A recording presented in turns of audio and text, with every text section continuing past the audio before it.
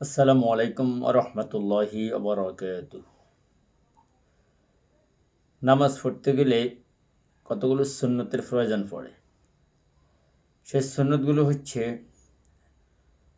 1 নম্বরে 2 হাত উঠানো, 2 নম্বরে 2 হাত বাঁধা, 3 নম্বরে সানা পড়া, 4 নম্বরে আউযু বিল্লাহ পড়া, 5 নম্বরে বিসমিল্লাহ পড়া, 6 নম্বরে আলহামদুর শেষে আমিন বলা, 7 নম্বরে প্রত্যেক উঠা বসা আল্লাহু আকবার বলা, 8 নম্বরে রুকুর তাসবিহ বলা, 9 নম্বরে রুকু হইতে উঠিবার সময় সামি আল্লাহু লিমান হামিদাহ রব্বানা লাকাল হামদ বলা, 10 নম্বরে সেজদার তাসবিহ বলা, 11 নম্বরে দুরূদ শরীফ পড়া, 12 নম্বরে দোয়ায়ে মাসুরা পড়া।